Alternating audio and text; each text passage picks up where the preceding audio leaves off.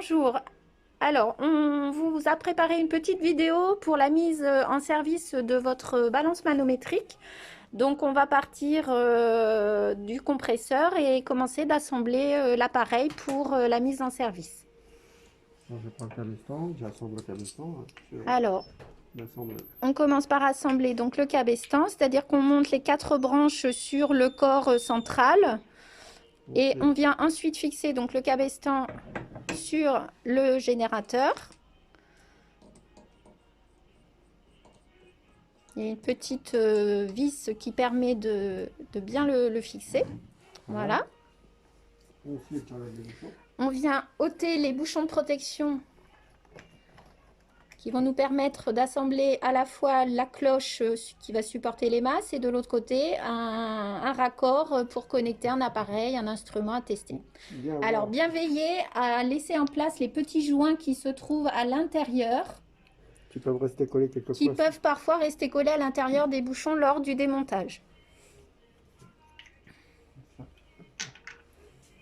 Ensuite, je prends la balance. On prend l'ensemble piston-cylindre, donc la balance.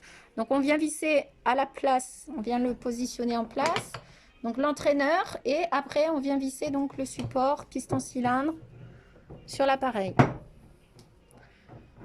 Voilà, s'il n'y avait pas eu d'entraîneur, effectivement, on vissait directement l'ensemble piston-cloche.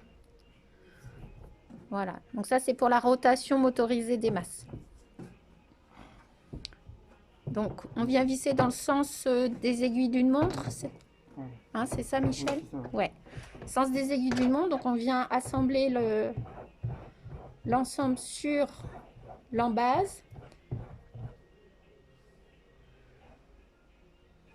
Voilà.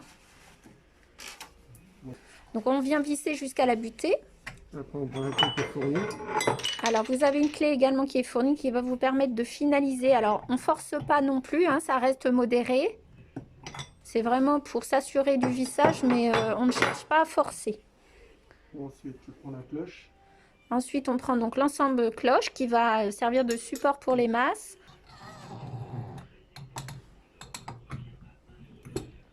Je positionne. Voilà, donc là on vient la positionner. Je règle.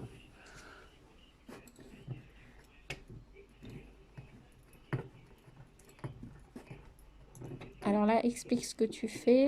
On va laisser à peu près 2 mm d'écart. Alors, on laisse à peu près 2 mm d'écart entre le bas noir de la cloche et le support entraîneur. C'est-à-dire qu'il y a un petit jeu ici entre les deux de environ 2 mm. Et une fois mis en place, on vient visser avec la petite clé BTR.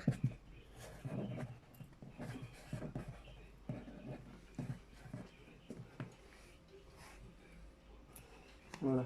Voilà, donc là, l'ensemble piston-cloche est mis en position. Tu mets le joint tout de suite? Oui.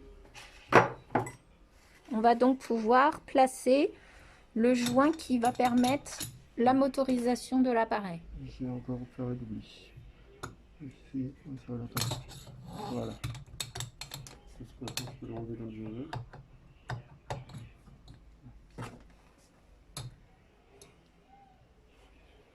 Donc voilà. On vient le placer autour de la toupie d'entraînement et autour de l'entraîneur. Donc sur le deuxième sortie, on vient placer donc l'ensemble raccord, c'est-à-dire en base, la petite bague qui va se trouver à l'intérieur avec les joints qui est fourni et le raccord, donc j'ai un demi qui est fourni en standard ou autre raccord si vous aviez choisi un autre raccord. Donc là, on vient visser l'embase sur le générateur. Pareil, petit coup de clé final, mais sans trop forcer pour vraiment positionner. Et on va pouvoir placer du coup le manomètre sur le deuxième raccord qui vient d'être mis en position. Alors, on vient donc positionner le manomètre avec donc le raccord en tournant donc sens inverse des aiguilles d'une montre qui va permettre de faire descendre le raccord sur l'embase et en même temps de visser le manomètre. Voilà. Donc là, on est prêt pour pouvoir procéder à l'étape suivante qui va être la purge complète de l'appareil. Voilà, donc là on est passé sur un appareil à peu près équivalent au vôtre, c'est pour ça que le manomètre est différent de tout à l'heure. Et là on va donc procéder à la purge complète de l'appareil. Alors pour cela, il faut placer de l'huile dans le réservoir, donc l'huile qui vous a été fournie avec l'appareil. Tu vas aller le chercher, l'entonnoir? Oui. Donc pour éviter de mettre de l'huile partout, on place un petit entonnoir à l'entrée du réservoir qui va nous permettre d'introduire l'huile à l'intérieur. Donc on remplit environ à moitié au maximum 3/4 le réservoir. La pression, ça va remonter. Voilà. Voilà, donc là l'huile est mise en place. Les vannes sont en position de départ, c'est-à-dire fermées. Vanne A et vanne B. On remet le bouchon. On peut remettre le bouchon du réservoir pour éviter que des salissures rentrent à l'intérieur.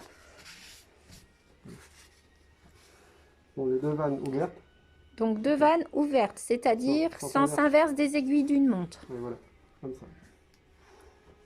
Ok? Ok. Bon, là on purge. Donc on va purger l'appareil. Donc on va faire tourner le cabestan de manière à comprimer, oui, là je monte, donc à pousser l'air du système vers l'extérieur. Et donc c'est pour ça que le niveau d'huile remonte, d'où l'intérêt de ne pas le remplir complètement au départ. Voilà. Voilà. Pas à la fond parce que ça Donc normalement ça va chasser les petites bulles d'air. Voilà, donc on voit remonter effectivement les bulles d'air dans le réservoir. C'est normal, c'est-à-dire qu'on est en train de purger le système. Voilà. Donc ça, on fait ce va-et-vient plusieurs fois. Donc on monte en butée haute et on redescend en tournant dans le sens inverse du coup le cabestan pour revenir en butée basse. On fait environ 2 à 3 fois cette manipulation jusqu'à temps qu'on ne voit plus d'huile remonter au niveau du réservoir. Voilà. Là, je fais un tour. Donc on le refait une dernière fois. On voit encore des petites bulles, mais vraiment infime par rapport à tout à l'heure. Donc ce qui garantit, voilà, les dernières bulles sortent. Et là on est en butée haute. Donc on revient.